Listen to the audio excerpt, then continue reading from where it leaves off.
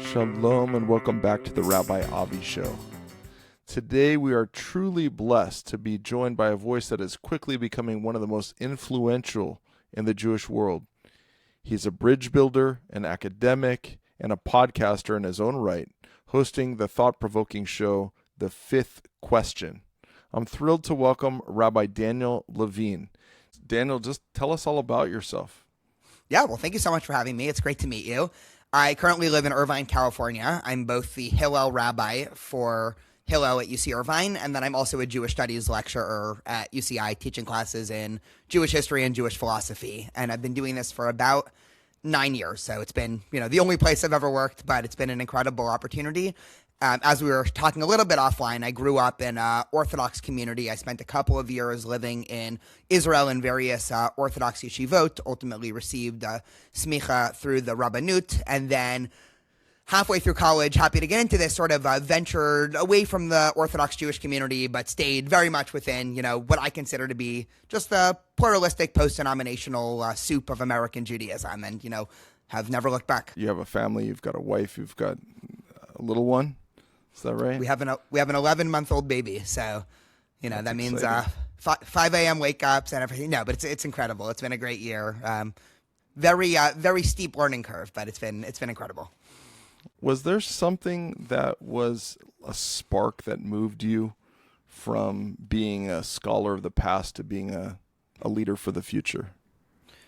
Ooh, that's interesting. So it actually, funny enough, it kind of went the other way around. I think in terms of my upbringing in the Orthodox community, and this is one of the things that I often bemoan educationally about the Orthodox community. It's interesting because, we all probably know lots of people who grew up Orthodox and have left the Orthodox community, whether personally or sort of in pop culture, because people sort of, eat up those type of stories. I would say most of them have, they sort of like look back at their time in the Orthodox community with ill memories, or they're very happy they left it. I love the Orthodox community, both in the past and currently. I think it's actually a shame that most other American denominations have not been able to foster the same type of community and, awareness of what's going on in Jewish background that the Orthodox community has. And so I had never, my goal was never to find a way, how can I, leave this community, break out? And there's a lot more than what I'm about to say, and happy to, double click on any piece of it. But I was always interested in Jewish tradition, specifically Talmud, because in the Orthodox yeshiva system, that's what's studied for, 12 to 15 hours a day. Maybe you spend an hour learning Torah and maybe another hour on sort of, general Jewish thought. But really, it's Talmud and Gemara study that is the be-all, end-all. And so I've always been very interested in sort of the intellectual side of Orthodoxy for those that are, Jewish history nerds. I grew up in the modern Orthodox community, very much mirrored after, the Brisker school, Rav Joseph Soloveitchik, where it's sort of hyper intellectual. And when I got to college, this was already after years of yeshiva, I had known that I wanted to be a rabbi. And I wanted to do Jewish education. I had thought about wanting to do something in the Kiruv world, so maybe with an organization like AISH or NCSY. And at some point in college, I realized, I should actually learn about, other ways to view Judaism that aren't just Orthodox, not because I genuinely cared, but because, how can you be an effective Kiruv rabbi if you don't actually know where the people that you're trying to talk to are coming from?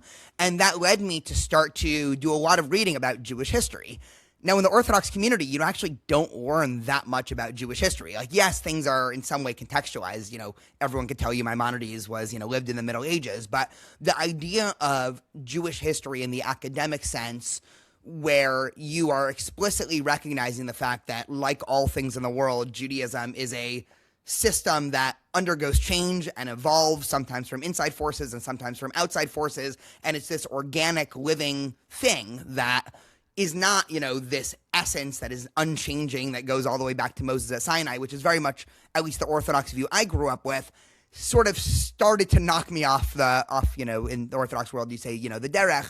And the more I, studied and read and talked to professors about just what we know about Jewish history, what we don't know, questions of biblical authorship and historicity and archaeology, it wasn't that I didn't want to remain a part of the Orthodox community. At some point I woke up and, there was a lot more emotional turmoil than I'm letting on here. But I just realized, like, oh my goodness, I actually don't agree with, the sort of central tenets and dogmas that this community is based around. That's a lot.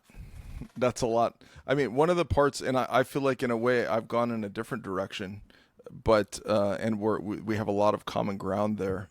But one place where I think that we disagree is on biblical criticism. I've kind of latched on to a very traditional view of Torah Mina Shamayim, and it seems from what I've read about you that you have latched on to biblical criticism. And I would say that there's plenty of room for that. It's not really that important per se, what somebody believes or doesn't believe in our tradition necessarily, but it is very interesting. So can you tell our listeners about your relationship or not relationship with Torah Mina Shamayim versus biblical criticism? Sure. I will say just at the outset, the background is that my goal is never to convince people that believe in single mosaic authorship to accept biblical criticism. So I'm not one of these people that, everybody has to believe this exact same thing because I think it's the rational view. I did go through a phase of that in college, but, it was very short-lived. And so I will say that at the outset, in terms of the essential, I would start here. The Torah/Tanakh makes a number of historical claims that you would imagine you'd be able to compare to the archaeologic record and the socio-political record and what we know about other ancient empires. And starting in sometime in the 1800s, this is mostly European academies, mostly done by actually religious scholars. So starting off with Protestant scholars and then eventually Jewish scholars. Once the tools of, say, the scientific method, started proliferating and were available to everybody, there was a sense of like, okay, great, let's use these same tools to sort of, prove that the Bible, did historically happen and is on sound archaeologic footing. And so early enough when, teams of archaeologists went to the Middle East to look for things that, if the biblical narrative was true at face value, you would expect to see some remainder of, say, the Israelite trek through the desert, or some remainder of the conquering of the city of Jericho, as talked about in the book of Yoshua, of, the massive walls coming down. And, you sort of get the point. Obviously questions of a global flood, that cover everything. And the more archaeologists sort of scoured the land, it came to a much different story of, what we now know to be sort of the quote-unquote academic historic record. At the same time, people were using age-old tools of parsing, the biblical text, and these are age-old tools because much of Midrash and the Talmud and medieval Jewish commentators do the same thing, where they look for discrepancies in the text, or it actually seems like, say, this text repeats itself in two different places, or it seems like this law is repeated twice. You have two sets of the Ten Commandments is probably one of the most famous ones with, just one word, Shamor or Zachor, being different. And obviously that creates a very rich ground for biblical discussion and exegesis. And, the Midrash and Talmud wouldn't exist if it wasn't for that. But then when, academics took a more, let's say fine-tuned literary approach, they realized that if you look at what we know from the historic record in terms of what we know to be true in ancient Israel, say with the split between the North and South Kingdom as talked about in the book of, Malachim or the book of Kings, and take, regional differences in terms of northern cities versus southern cities, and actually begin to parse, where does it make sense that one story has fact A and a different story has fact B, and you actually separate those narratives into two different narratives.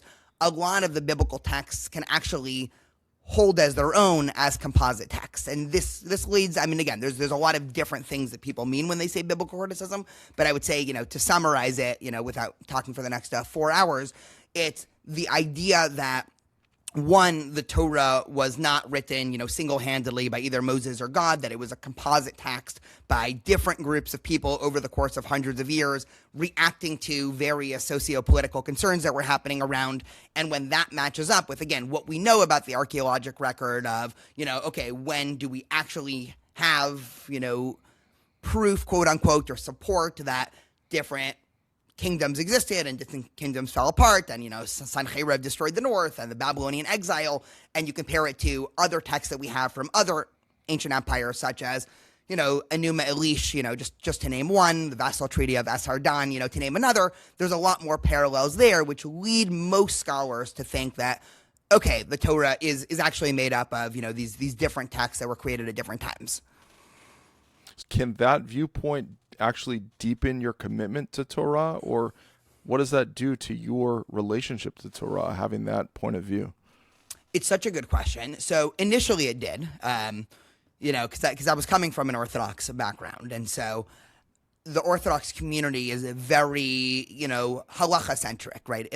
If nothing else. In other words, halacha is, or Jewish law, I'll just define it for listeners, is binding on, any single person. It doesn't matter how much you, want to watch the NFL game this weekend, like it's Shabbat, you don't turn on the TV on Saturday. And also, more extreme examples. It doesn't matter how much you might be, say, offended by sensitivities of, saying gay marriage is asur or forbidden, sorry, that's what the Torah says. And so it's a very, Jewish law is binding, that's what it says. Obviously, there's a little bit of wiggle room, internally within halacha, but in terms of the major contours, those are pretty immovable. So initially, coming to at least the conclusion that I did, that many of the original laws in the Torah came up because of various, socio-political reasons, it definitely took me out of a place of viewing that halacha needs to be the be-all, end-all of my Jewish practice. And since then, about 11 or 12 years ago, I have not been a completely halakhically observant Jew. That said, at the same time, just to finish off sort of the flip side, is my connection to Judaism, Jewish tradition, and Jewish peoplehood in some way has been enhanced by this, because the classic Orthodox narrative of this tradition being essentially something that was just handed to us top down without us doing anything, right, which is very much, the classic Orthodox theology is, the Jewish people are, we're just chosen, right? We didn't choose, we were chosen. And so, it very much takes the, we are the subject that's acted on in some way, not the object. This view is actually, Jewish tradition is a bottom-up creation of the Jewish people, and it's so deep and so rich and has stood the test of time, and it is able to be both traditional in a way that grounds us and innovative in a way that, keeps up with the times and is always exciting and always coming out with new ideas. That idea has led to, I think, a greater inspiration in terms of overall Jewish tradition than I might have had, 13 or 14 years ago. How does anyone in your position sift through so now what are my parameters? And I've talked about this before recently on an episode, talking about the slippery slope notion of, maybe it's okay for me to do this, and by the way, this, and before you know it, we don't necessarily have the same parameters as halakha or limitations. So then where do we not only draw the lines, but where do we find ourselves? It leads to a lot of questions. I guess some of the questions are, how does that intersect with community? How do we find community? And how is it that not everybody is just kind of doing it for themselves, and everyone has a different notion, and everybody is coming in from a different place? So how are we all relating Jewishly? And then maybe even more challenging than that, how do we inspire our children to want to have that take hold and not just get lost in the wider society, especially here in America? It's a great question. I'm laughing because just yesterday I started teaching this quarter at UC Irvine. I'm teaching modern Jewish thought, which essentially is 300 years of people trying to answer that exact question, starting with, Moses Mendelssohn to people opining on social media today.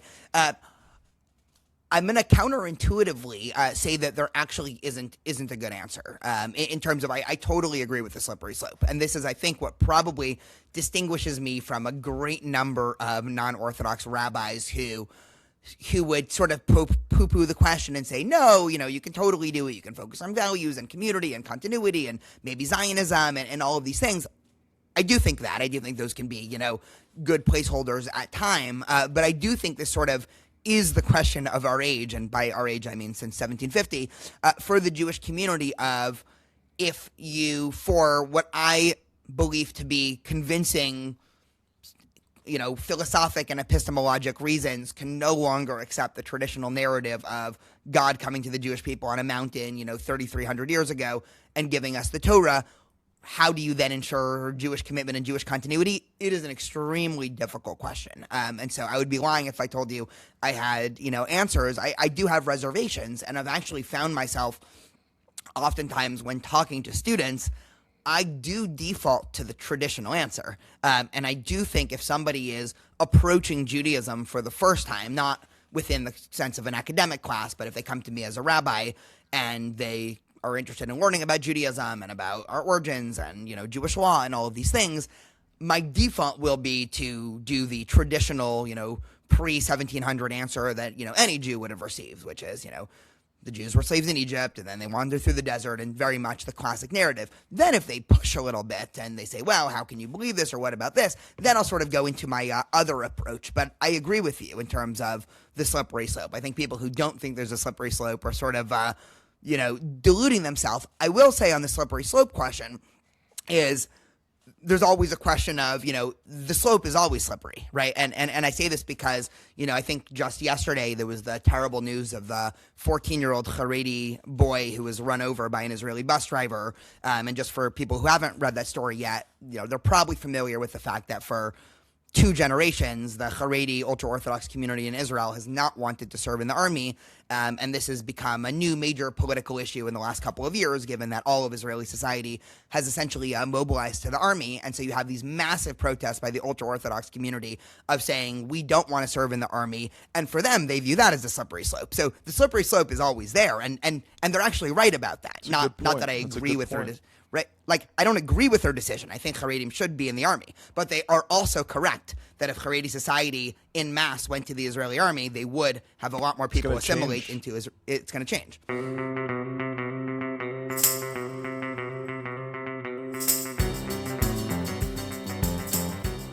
Yeah. I think that your, what you've, I don't want to say stumbled across, but really, or almost elevated yourself to, in many regards, has probably encouraged you to have these kinds of discussions and to make this rich for all of the thinking that's going on. And along those lines, your podcast, as I mentioned, is called The Fifth Question. And as many of us know in the Seder, the 4 questions are asked by the children to the parents. Who is your 5th question for? Is it for the rabbis, the critics, or the people who feel homeless in today's polarized discourse? I think hopefully the last one. I think, I've always loved Pesach. It's always been my favorite holiday. I think Pesach encapsulates so much of what I love about Jewish tradition. You have this dynamic, changing, innovative, part meal, part intellectual academic symposium, part, family, chaotic, sing along dinner where every year Jews have gathered for thousands of years to discuss not just our history, but our values and our stories and tradition, and every generation is sort of added to the past, and it's a intergenerational event. And so, just the Passover Seder has always had this place of just Jewish mystique in my mind that just, surpasses any other Jewish ritual. I actually started blogging when I was in college, when I was leaving the Orthodox community. I no longer write for it, but I decided to name my blog name Who Knows One after the song Echad Miodea. And there my tagline was sort of, many people have certainty in this world, and they say, I know God doesn't exist, or I know God does exist, or I know exactly what God wants. And at the time I said, I feel like I don't know anything. I don't know any of the answers to these big questions. And so that's why I kind of named it like Who Knows One. It's almost like this, philosophic question of like no one, right? Like, the whole point is that none of us really know. We're all just guessing. And I think in some vein, the 5th question is similar, where of course, you have the 4 questions that everyone's probably familiar with. Why is this night different from other nights? But I think the 5th question is sort of everything else in Jewish tradition that might not have such a clear-cut answer, right? It's obvious why this night we dip twice and not, and other nights we don't dip at all, right? It's because, Jewish tradition tells us to dip twice. But it's not obvious, what again, will our great-great-great-great-grandchildren still be practicing the Seder? Will they still be doing it in America? Will it still be safe for them? What will be the values that drive it? What will be, and so in my mind, it's just, everything else, like all the other questions that Jews are asking. Why are you such a strong Zionist? I think for a couple of reasons. One, I do think in some way that Israel is one just, unapologetically, the Jewish indigenous homeland. And so I think in many ways, Zionism in a liberal context should be viewed as a very successful decolonialist, indigenous rights, returning to an ancient homeland movement. I'm sort of shocked. I mean, maybe I shouldn't be shocked at this point, but it's surprising that people that are progressive champions that talk about things like this are not holding up Zionism as a paragon of success. Here you have this people, I probably don't have to tell your listeners, but, we've kept alive a dream of thousands of years. And this wasn't purely hypothetical and academic. For those that are familiar with, the Siddur, the prayer book, it's, 3 times a day, Jews pray to go back to Israel. Every time you eat bread and, say the blessing afterwards, you pray to go back to Israel. Every major Jewish holiday, you pray to go back to Israel. I just officiated a wedding on Sunday. At the end of the wedding, you break a glass because Jerusalem is destroyed. So this is like, everywhere. You can't really get out of it in tradition. So one, it's, in the wider sort of universal setting, it's a Jewish return to our native homeland. And then from a Jewish traditional standpoint, what more incredible story of us thinking about, dreaming about, praying about this land for thousands of years, and now we are actually there. That's incredible. And when mixed with a lot of the political pressures that cause Zionism to move from this sort of esoteric, mystical, messianic movement, which it was, in the Middle Ages, to a modern political movement, with people like Moshe Hess and then eventually, obviously, Theodor Herzl, I think they were just correct in the most blunt of senses. In other words, Moshe, starting with, Moses Hess in Germany and then, Herzl a couple years later, they diagnosed the problem of anti-Semitism as essentially saying other Jewish thinkers in Europe in the 1800s think that anti-Semitism could essentially be solved, right? How you solve it is anyone's guess, but the early reform movement thought, anti-Semitism could be solved if Judaism becomes more religious-like and, creeps away from the public sphere and just becomes, internal and confessional, similar to Protestantism, right? That was certainly both the German Reform movement and the American Reform movement's worldview, right? You obviously have, the Bund, who are modeled after, socialists and, even Marx himself, that essentially says, if you fix economic struggle and, everything else, then anti-Semitism will sort of just fall away as a byproduct. You had other, right? So you had all these different views of how to fix anti-Semitism within a society, and people were really hopeful throughout the 1800s. This was a great time of hope in the Jewish community. And then you have Moshe Hess, who's writing in 1864, I believe, who has this famous line. It's one of my favorite lines in 1800s Jewish literature, where he's writing about the reform movement in Germany. And again, this is 70 years before, Nazism rises. And he says, the Jewish reformers are deluding themselves if they think that anti-Semitism can be solved with some reforms to the Jewish prayer book. He says, the German anti-Semite hates the Jewish nose much more than he hates the Jewish scripture. And essentially what he was saying is, anti-Semitism is not going away, right? In some way, they were anti-Semitism essentialists in saying anti-Semitism can't be cured; it can only be managed, and because it can't be cured, and having the Jewish state, though, that certainly hasn't made anti-Semitism go away. Maybe you could say it's concentrated it and amplified it even. Maybe it's on everybody's radar. Maybe the people hate us even more now. And I'm a staunch Zionist, but I'm just wondering, like, having Israel didn't make anti-Semitism go away. No, certainly not. And you might be right. It might have led to an increase or decrease. Hard to know. But their point wasn't that you can solve anti-Semitism. Their point was that anti-Semitism could only be managed.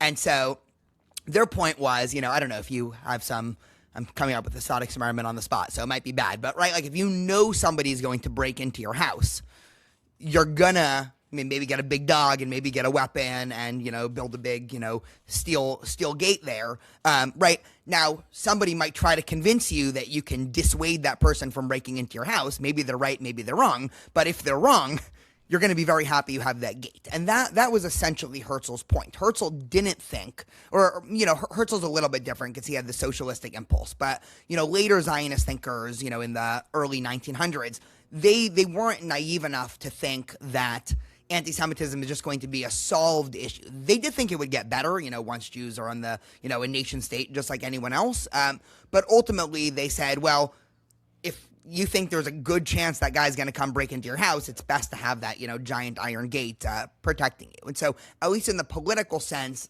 the question of whether or not Israel's actually made anti-Semitism better or worse is kind of irrelevant, I think, in that sense. Obviously, it's an important question for, Jewish community today, but I don't think that should dictate one's being a Zionist or not. It is true that the global Jewish community is certainly more protected because we have the state of Israel. I mean, there would be 1 million Jews from the Soviet Union that essentially would have been lost to Jewish history if it wasn't for Israel in the 90s, or would have been, hundreds of thousands of Jews from the Arab world in the 1940s, 50s, and 60s that probably would have either been, killed, tortured, or, I mean, things aren't going great for the Yazidis or Coptic Christians or all these other minority groups in the Middle East. And Jews, would have been just another news story of, oh, okay, I guess 120, Yazidi women were killed today. We would have been seeing those about Jews if Jews had stayed in these countries. And so, yes, things like October 7th, wouldn't have happened without Israel. But what I told students, because I was on campus during October 7th, and what I actually said at a vigil, I think 2 or 3 days after October 7th, is that 150 years ago, during the era of, just these massive Eastern European pogroms, the thing that a pogrom inspired was more pogroms. In other words, if October 7th had happened 100 years ago, it wouldn't have led to, okay, as Israel as a state needs to get its, crap together, and Jews have to come, worldwide and, hold these massive vigils and all of that. It would have actually led to going inside and cowering in fear for fear that another pogrom is going to come. And the fact that we have Israel, again, there was an uptick in anti-Semitism, but it wasn't nearly as bad as it would have been, say in the Eastern European equivalent in, 1770. So for you, and you could ask me the same question, but why are you not moving to Israel? Why are you not making Aliyah? It's a great question. One, because nothing I said in terms of my reasons to be a Zionist have anything to do with actually living in the land of Israel. It is a tension. It's funny. I was actually just talking about this with a bunch of people at Shul last week.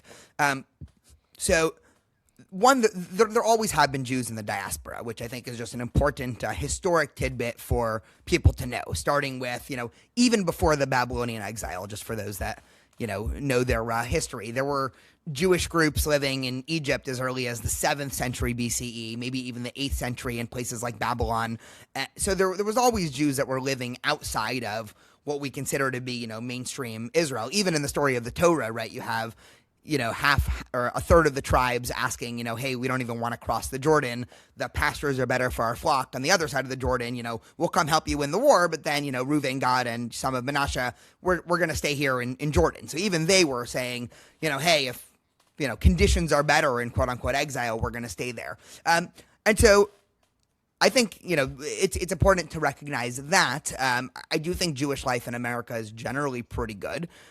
Would I place all of my eggs in that basket of, probably not. I'm glad Israel exists as sort of the American Jewish insurance policy. And I do think it's incumbent on American Jews to support Israel. And I also think educationally, in both of our work and trying to inspire people to understand that Judaism is much more than a religion taking place in a synagogue that they do or don't go to once a week or maybe once a year with some people. So Israel is very important for that in terms of, this incredible cultural center that people can go to. But in my personal life, I mean, one, I'm comfortable in America. I mean, I hate to be that, blunt about it. It just is a comfortable place to live. I do generally feel safe.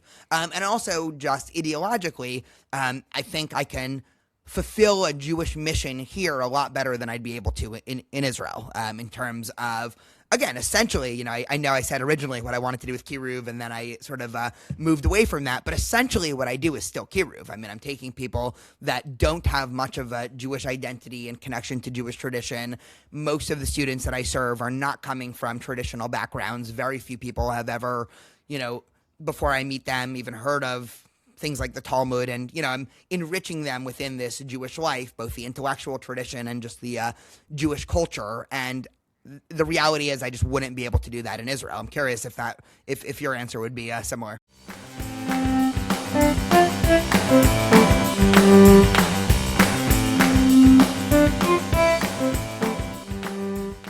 I kind of want to go down a rabbit hole with you, if I may, along those lines, because the population that we're serving, and I mean, we look at the statistics, and I think they've changed a little bit since October 7th in 2023, but so many of our brothers and sisters are finding partners outside of the Jewish people. And you're probably, I'm pretty positive that you're dealing with the products of that oftentimes, finding their way to university. What kind of perspective, what insight do you have on this phenomenon that we have? Maybe I think it's a unique phenomenon in Jewish history that we've had this kind of quote unquote assimilation to the point that we're not finding Jewish spouses. And by the way, some people are criticizing me even tackling this and saying, let's not make the people feel bad who have non-Jewish spouses. And believe me, I'm not spending time making those people feel bad. I'm spending my time welcoming those people and loving those people. And everybody's welcome in my shul, whether you're Jewish or not. Everybody's spouse is welcome. I think people, and anyone who's come to my shul knows that. I was just telling somebody, like, the person who sponsored the kiddush last week isn't even Jewish. So I'm not trying to say that I don't value non-Jews in the equation. I'm just saying, any way you look at it, it's a tremendous challenge. And how does that come across? How do you interface with that? What's your insight? Take it away. Yeah, great question. Yeah, I also don't shy away from talking about any and all these things, just to some people's chagrin. Most people appreciate it.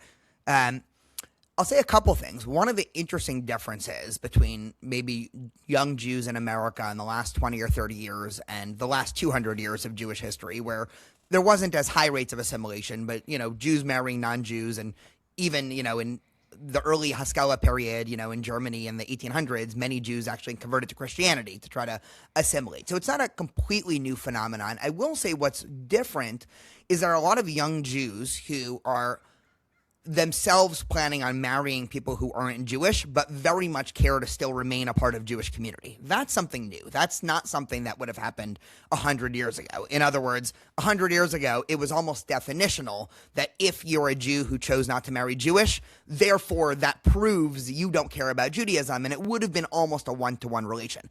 Today, you don't have that, which is both incredible and also creates actually a big struggle, not struggle in terms of personal, but the issue that keeps me up at night, I think this is pretty related to your question, is we are now at a point where between the Orthodox community and non-Orthodox community in America, we effectively have two different definitions of what it means to be Jewish, and subsequently two different Jewish communities, in the sense of, I would say probably 20 to 30% of my students are not halachically Jewish, in the sense of either their parents, only their dad is Jewish and not mom, or or maybe their mom or grandmother converted through a non-Orthodox Beit Din, Reform, Reconstructionist, even conservatives not accepted by Orthodox, and their kids still want to have very rich Jewish lives.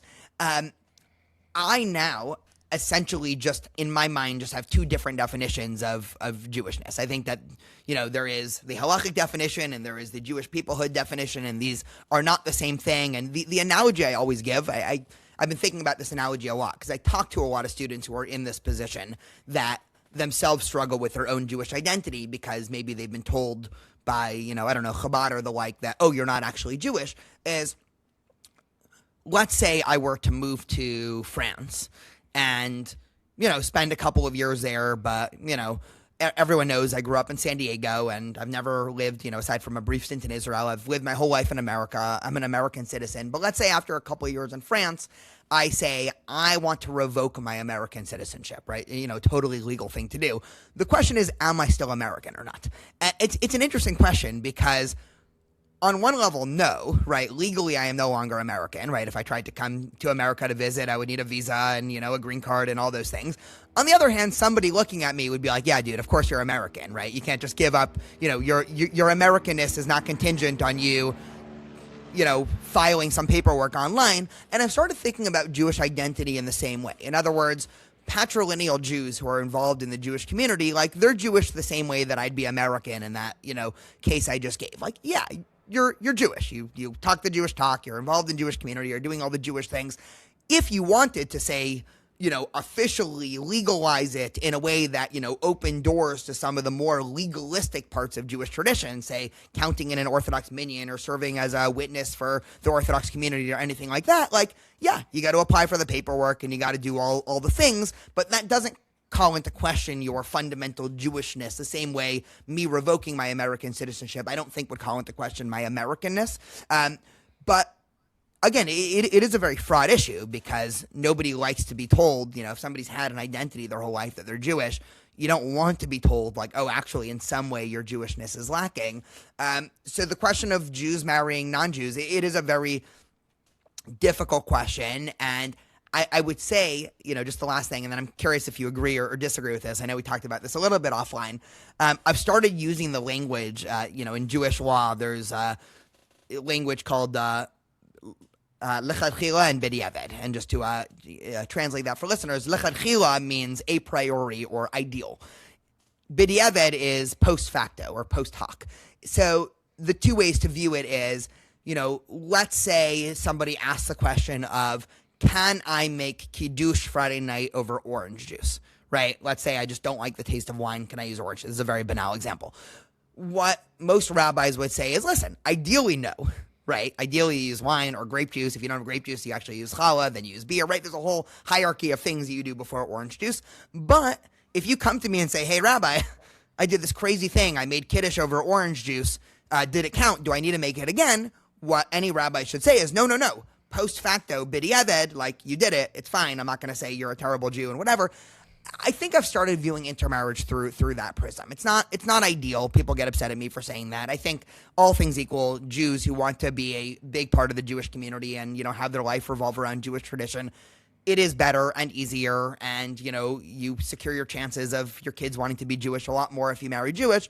That said, if somebody marries a non-Jew, do you kick them out of the community? Do you push them away? Do you spend every conversation with them talking about how terrible they are? No. You say, okay, you made kiddush over orange juice.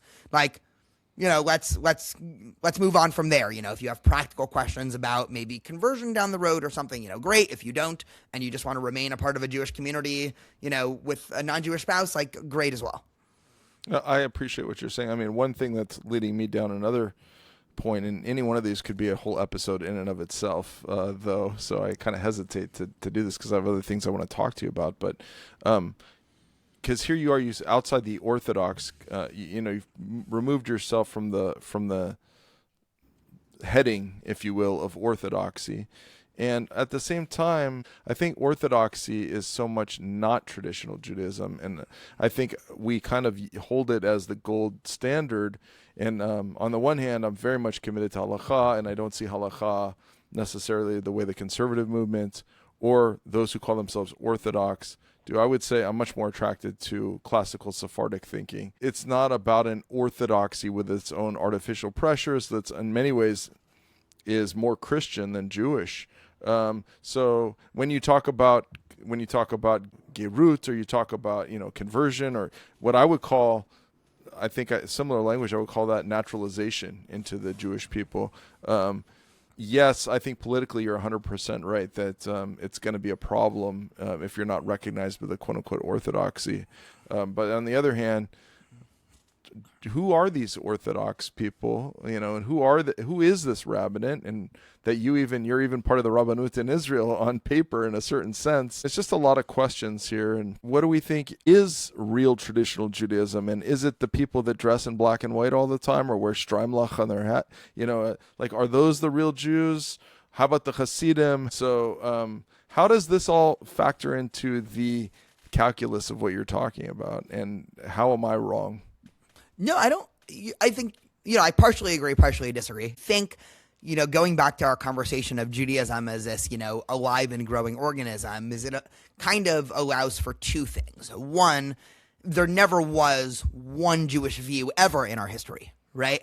Because I believe that everything was always evolving bottom up, even internally within the Torah, you have contradictory ideas. Certainly you have contradictory ideas within the wider Hebrew Bible. Last semester I was teaching a class on Hebrew Bible, and one of the things I had students do at the end is just compare, the views on life in books like, Kohelet or Ecclesiastes to Deuteronomy and Devarim. I mean, these are just wildly different philosophies of life. The book of Ezra and the book of Ruth clearly have a disagreement about the essence of Jewish identity. Ruth allows for conversion. Ezra is very obsessed with what today we would call race, right? He says, the Jewish seed. And so, meaning to say that this mythical idea that we've had, this one pure type essentialized Jewish idea that we could, unearth from the ground and then practice as like the ideal Judaism. That's a facade. We've always had Jewish ideas, and there's always been a range or a spectrum or Overton window of acceptable ideas. And at any given point in Jewish history, if you become too traditional or too liberal, you kind of fall off the bandwagon. I'll give two obvious examples. Christianity is the obvious liberalizing example. Early on, it might have, if it was just Jesus, it may have been the case that it just would have ended up being some other branch of Judaism. But then, once Paul starts talking about abolishing the law, and you don't need circumcision, and you don't actually need to be ethnically Jewish, right? Neither Jew nor Gentile. Essentially, Paul, as a Jew, right, he was trying to make Christianity, be accepted as the universal Jewish tradition. He just kind of went off the path, and Jews just stopped caring what Christians had to think as a part of our own tradition, right? That was an example of liberalizing too fast.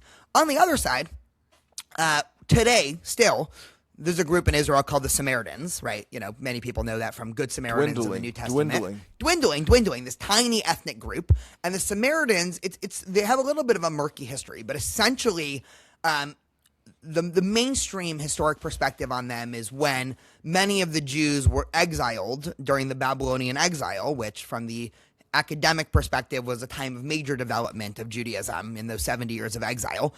Many of the Samaritans actually stayed in, the region of Samaria, right, in the modern-day northern West Bank, and they kept practicing a lot of rituals in their earliest form, and then when the second temple was destroyed, they just kept doing it. So you can actually go on YouTube today and type in Samaritan Passover, and they still offer a Korban Pesach, a Passover offering, and it reads exactly like you would expect from reading the book of Exodus and Leviticus in terms of what is demanded of the Passover sacrifice. They're slaughtering this lamb, they're taking the blood, they're painting it.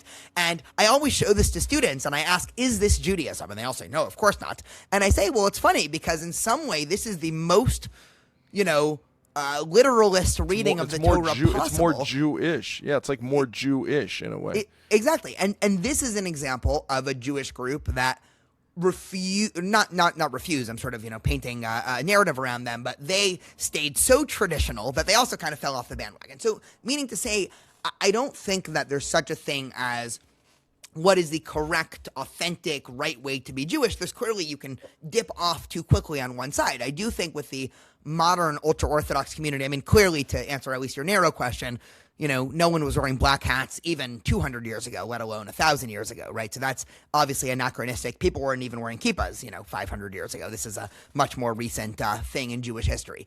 And so if somebody says, the only way to be Jewish is to essentially be in these insular communities and not teach your kids anything about the outside world, and, we were talking about the army before, shun army service and shun secular culture.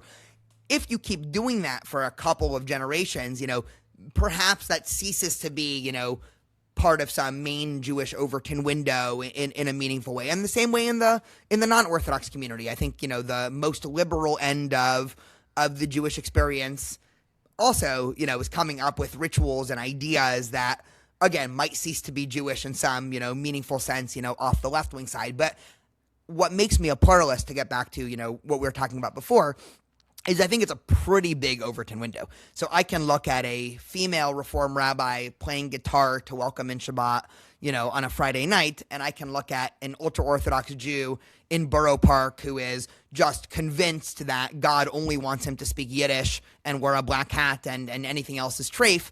And my Judaism might not look like either of theirs, and in my mind, they're both, just part of the natural Overton window of Judaism. Yeah, I feel that very, very similarly, and well said. And different than what we've been doing thus far in an era of 15-second sound bites, why have you leaned into long-form podcasting as the best way to preserve Jewish nuance?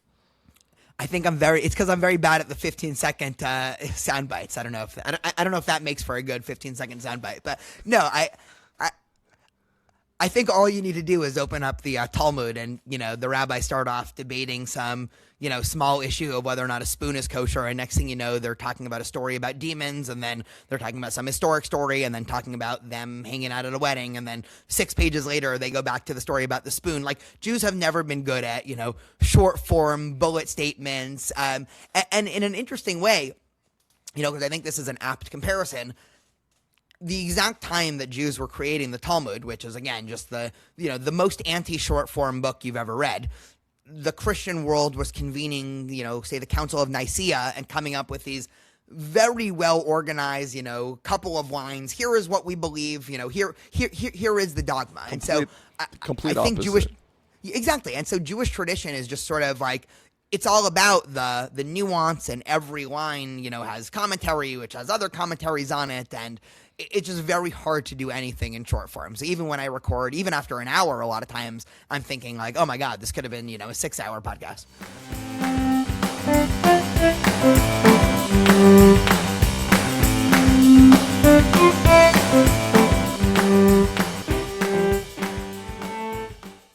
You've stated that political parties have become idols in modern society, and you're also a principled centrist. So as a principled centrist, how do you keep your students and yourself from turning a political movement into a religion? Yeah, it's a great question. I think, just in terms of the idolatry idea, I think the idea of idols in Judaism is the idea that perfection doesn't exist in anything that's not God. And since God is fundamentally, above this world, anything you find in this world, whether it's an idea or a person or an ideology, is by definition not perfect. So I think anytime somebody has something they view as like infallible or above criticism or above, pushback, that's, ipso facto wrong. I think we're at an interesting time. People always say that. I think my job is, I think this goes back to a Hasidic thinker, but to comfort those who are afflicted and afflict those who are too comfortable. I think there are many young people today that just feel lost because we're in this postmodernist soup of no one knows what's true. No one knows if there are any values that are worth upholding. No one knows where they come from. Everything is, in 8-second sound bites. Everybody's attention is just, completely bifurcated, and people are just looking for identity. And so for those people, my job is not to complicate the world, even though I do think the world is very complicated. For those people, I do want to, create a nice, story of who they are, where they came from, their mission in the world. On the other hand, I also meet a lot of people that come in and they're not conflicted. They think they know exactly what needs to happen, whether it's, they're very right-wing politically or very progressive politically, and they don't understand why those idiots who vote the other way are just so dumb and stupid. And so whenever talking to them, I want to always be essentially, the other side. So many of my conservative friends think that I'm liberal. Many of my liberal friends think that I'm conservative. I just had 2 phone calls. I was talking to a friend of mine who's a rabbi this morning, and we were talking about the recent news and Trump and Venezuela, and I was sort of giving a defense for what America did. And he's like, it's interesting. You're the one friend of mine who's a Trump supporter, and I stopped him. I'm like, Michael, I'm not a Trump supporter. Like, I've never voted for Trump. I don't think Trump is great. And then on the flip side, I'm meeting up with a bunch of my high school friends in a couple of weeks, just for Shabbat, and they're all much more to the right than I am. And when I was talking to them this morning, they're like, "Oh, well, you're super liberal, so you must think this." So I'm very glad that you get it from both sides. Exactly, but it's more fun that way. How do we practically teach people to find the spark of truth in an opponent's argument without feeling like they are betraying their own convictions? I think just being honest. I think people are afraid, especially if they're in an ideological disagreement, to give credence to the other side. It's funny because it's never been a Jewish idea to do that. Everyone always talks about the Hillel Shammai dynamic in the Talmud, where the reason why Jewish tradition ends up following Hillel is because he was willing to always understand and even state Shammai's argument first. And so it is a prerequisite, in my opinion, to truly understanding why you believe something, to being able to lay out your opponent's argument in a way that your opponent would actually agree with. In other words, I'm a Zionist, and I be very much so. But I think I'd be able to state an anti-Zionist criticism in a way that an anti-Zionist listening to this podcast would say, like, yes, he has it right. Then I would disagree with that point. But if you're not able to do that, you're actually not arguing with real ideas or people. You're arguing against straw men, which so oftentimes happens today. But I just don't think that's helpful. And I think there are enough people out there, especially given that social media and the news today is so interested in not doing that, and many people are just content listening to exactly people who they agree with or diametrically disagree with, because people also like, enraging themselves, right? I think a lot of psychology research has shown that. And I kind of want to not do either. I want to say, hey, you can break this down. You can have very nuanced thinking about this. I've openly said on the podcast many times, I've changed my mind about this, or I don't actually know what I think about this, or my favorite thing to say is I have, two minds about this, and I constantly am debating this question. And I think that's just a lot more honest than saying that I always know exactly what I think about every issue, which, of course is not true. It's a fresh way to think, especially at this time in our history. You've noted that modern anti-Zionist rhetoric often mirrors Soviet-era propaganda. How can Jewish students combat an ideology that has such deep historical roots in the very academic institutions where they are trying to learn? So one, I think people need to better understand the history of Soviet anti-Zionism to really understand where this is coming from. There's a lot of people doing great work about this. Oftentimes, this is portrayed as, the staunch anti-Zionist, criticism of Israel as this grassroots, bottom-up movement of a bunch of people who just really care about Palestinian suffering. And if you look historically, the roots of this are actually a lot more pernicious. They're top-down roots that are mirrored in a lot of extremely anti-Semitic tropes that are then just hoisted onto the state of Israel. Now, that doesn't mean that everyone who criticizes Israel or everyone who cares about Palestinian suffering is doing this, but people need to be, right, the only way to be able to very quickly have the sort of sniff test of if you see something, is this anti-Zionism, right, which is, bad, or is this just a reasonable criticism of Israel, which is totally fine? The only way to be able to get to that point where you can kind of tell almost immediately is by studying the history, because again, there's a lot of obfuscation of what exactly is what, and I think that many anti-Zionist movements have purposely tried to mix up the language, and they voice things in a modern progressive tone, but really their views are anything but progressive. And so I think, again, it's sad that it's the reality, but I think it's incumbent among the Jewish community to really understand these terms and where they're coming from, because it's probably not going to get better in the next couple of years. Isn't that overwhelming, though, for Jewish students? I mean, you just want to be, and I almost feel like the caricature of the American Jew is, or maybe the Jew in general, is just leave us alone. You just want to live your life. You just want to be under the radar. And you're you have to study a Soviet era, this and that. You have to understand all this. And I mean, it's like the prerequisite. And almost like before you could learn Talmud, you have to know all of the Tanakh really to understand what's going on. You really have to know all the Mishnayot. And really, you have to know Aramit. You have to know Aramaic before you do it. And well, how are you going to learn Aramaic? Rabbinic Aramaic. You can only learn that by probably you're going to study Talmud in order to find that Aramaic. I mean, it's how do you? Isn't it lofty for our brothers and sisters to do what? And I don't, in a way, I really don't disagree at all with what you're saying. Oh, listen, I don't think it's not a reasonable thing to think that everybody's actually going to do it. But I tend to be a very much of an idealist in terms of my educational philosophy. I was, even just at my first class yesterday, I essentially said, listen, I'm not going to run your assignments through a ChatGPT checker, but here's why for your own sake you shouldn't do it, because, these values of ideas and education and, bettering yourself. Do I think that, there's 60 students in the class, do I think they're all going to listen to that and all say, I'm not going to use ChatGPT because of this idealism? No, I'm sure, some big percentage will do it. But in some sense, those who want it, I want to be able to provide a roadmap to how to actually accomplish this. And I have seen over the years students who really want to understand the nuances of the Israeli-Palestinian conflict or the Zionist, anti-Zionist debate that, actually take up, recommendations. And now these are people that even, there's one student who graduated years ago who is now a lawyer in Los Angeles. I'll have to send him this podcast because I'm talking about him in a flattering way. And when I first met him, he knew very little about, both Judaism, Jewish history, the Israeli-Palestinian conflict. He was just somebody who was very interested in politics. And over the course of his undergrad We actually took 3 different trips to Israel, doing different educational trips together. We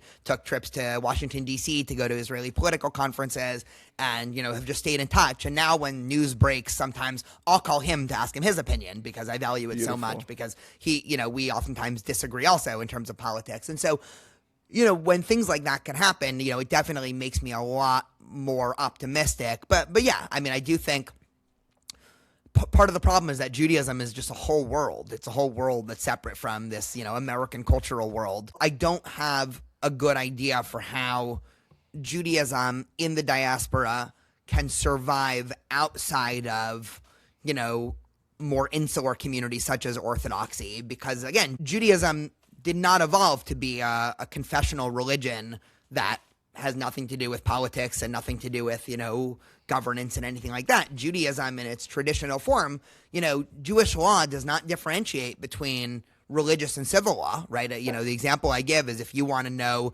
when exactly the Yom Kippur fast ends, you ask a rabbi, and if I accidentally bump into your car leaving the parking lot, that's equally Jewish law as, when a cheeseburger becomes not kosher, and anything like that. And of course, the Talmud doesn't differentiate, and historically, Jewish communities hadn't differentiated. It was only in the last 200 years in the West that we've pulled apart this thing called, ceremonial religious ritual Judaism from Judaism.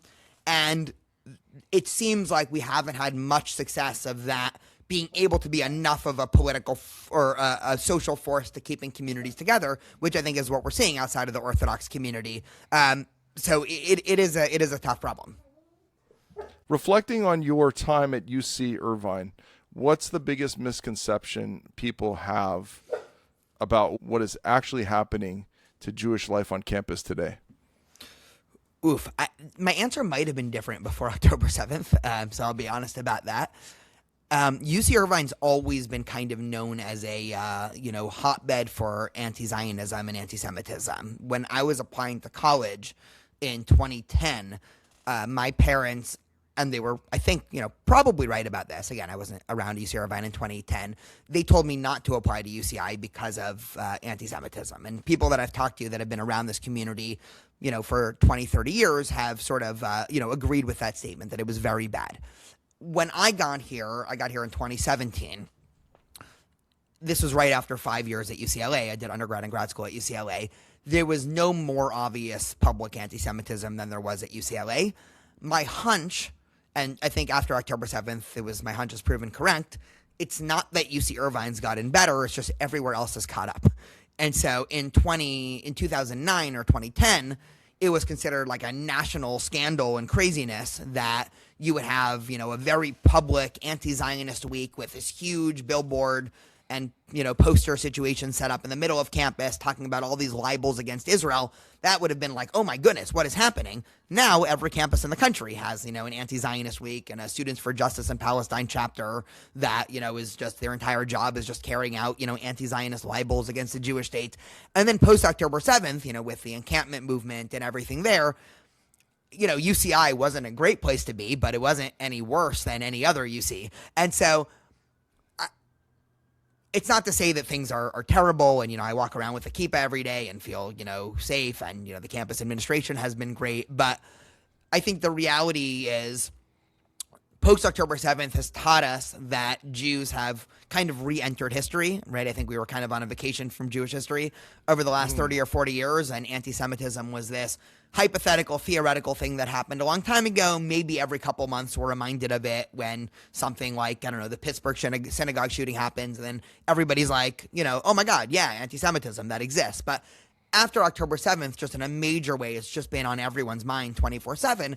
And the reality is, just like at any other time in Jewish history, going to campus, again, it's not, nearly as dangerous and fraught as at other times in history, but you're not going to be totally intellectually and ideologically and socially and sometimes even physically safe as a Jew. There are clubs that won't want you in and social groups that won't want you in and professors and grad students that are going to be, discriminatory towards you. And in some cases, maybe even at times, physical things. That said, the benefits certainly outweigh the cost of what you can gain at one of these universities, both Jewishly and just in terms of being a part of American society writ large. So it's not the nicest answer. It's not like, oh yeah, everything's great, or it's not an answer saying like everything's terrible, like, we have no hope. It's sort of a middle of the road of like, yeah, it's not going to be perfect. If I talk to a lot of parents, your kid might experience some anti-Semitism over the course of your 4 years, but if they do, there's a big community to have their back, and the administration really cares. And ultimately, what they're going to gain after 4 years being here is going to be much more than the potential risk that something, awful will happen to them. I want to do some fast takes. Food debate here. I heard that you're a champion of Persian cuisine. Is that correct? I am. My wife is Persian. All right. Wonderful. If you had to choose a world without Persian spices or a world without Ashkenazi cholent, what would you choose? Oh, for sure without Ashkenazi cholent. All right. What is one book, Jewish or secular, that every principled centrist must read? Ooh, Principled Centrist. There's a book, one of my favorite books is As a Driven Leaf by Milton Steinberg. And I think for like a centristy view on Judaism as a religion, it's not a political book, but it's just an incredible book of historic fiction. It talks about Talmud, talks about philosophy. That's been one of my favorite books. Nice. I just picked up that book. I was going through some books and I read it years ago, but I just came across it recently.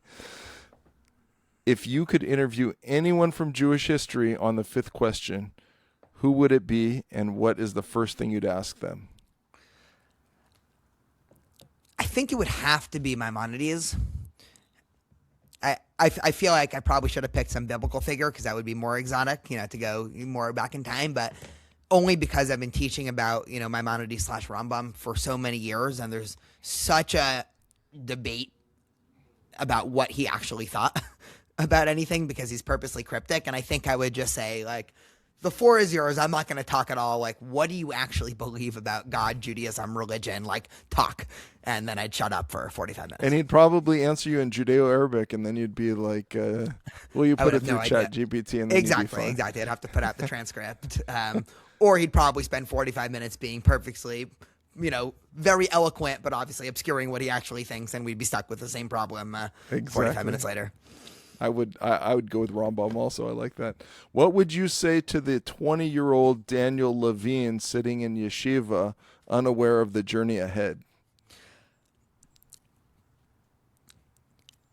I don't know if I would say anything. I think I'm very happy with how the last 10 to 15, 10 to 12 years have turned out.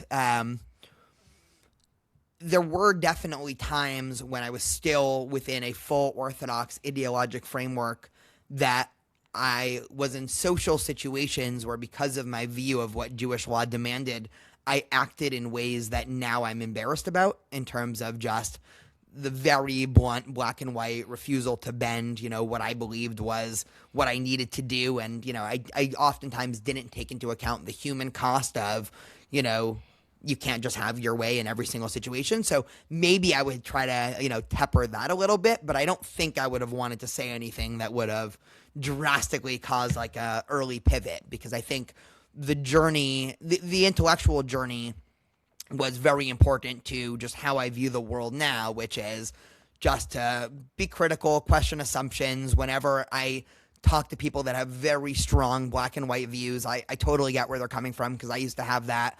I'm very, I have a very easy time separating people's views from their essential value as a person, because, if you would have met me 12 years ago, I would have had very different views and, still would have been the same person. So probably I would have just said nothing.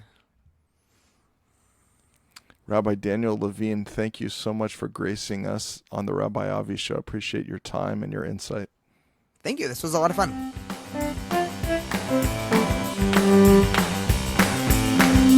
Thank you.